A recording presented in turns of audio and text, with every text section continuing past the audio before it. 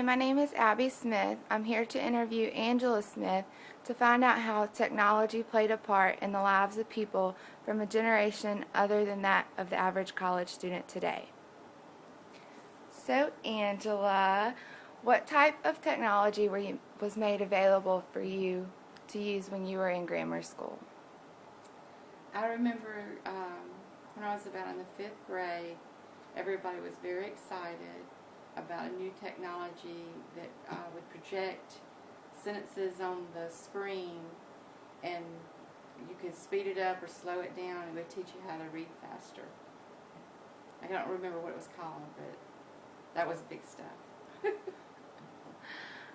Where would you normally go first to get information for a research paper or a project you had for school? Go to the library, you have to learn the Dewey Decimal System. You go to the card file and search for the books that were on the subject that you were looking for, and then find the book on the shelf. So, if you couldn't find the information you needed in the library, how would you go about getting the information? Periodicals, maybe. Trying to find someone who was knowledgeable in the field of the question that you have. Teachers write letters to professionals. So, how often were new models of a piece of technology released? There wasn't a lot of competition when something new would come out. That would be the model for years, because there was no other real competition, trying to better that model. So you may have the same model for several years before something new would come out. What do you think you would have said to me if I gave you an assignment in which you had to work with a student who lived on the other side of the world? So, do we have a month? Do you have their address? Is this going to take a week or two to get the letter to them, and a week or two for them to respond? It just took a lot of time. So that would be like a year-long project. It could be. Do you believe yourself to be technologically literate? With the technology that I have at my disposal, yes. There's a lot out there that just, touching the surface on.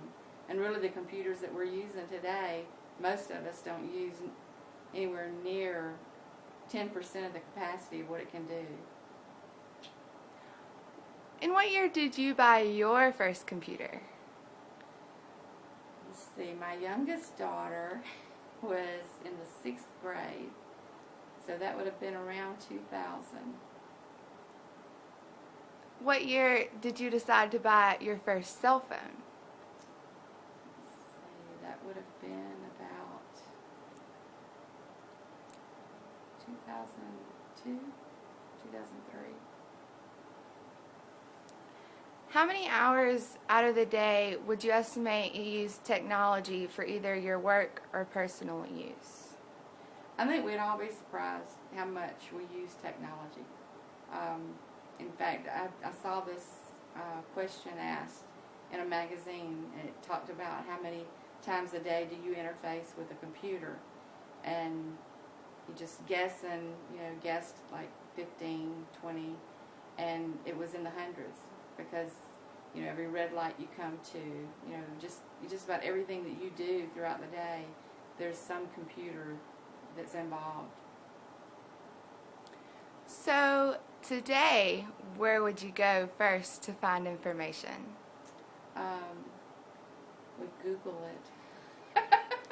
And how much easier is that than the library and periodicals? It's amazing. It's just everything you want is right at your fingertips. You want a recipe.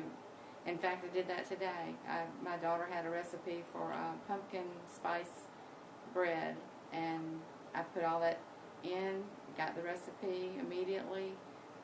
Wasn't able to reach her right away, but I got the recipe. So, with all the technology we have today, Do you think a person can be technologically illiterate and get a good paying job? Only if they're an executive and they pay an assistant quite well for what they know. Okay, well, thank you so much for talking to us today. Okay.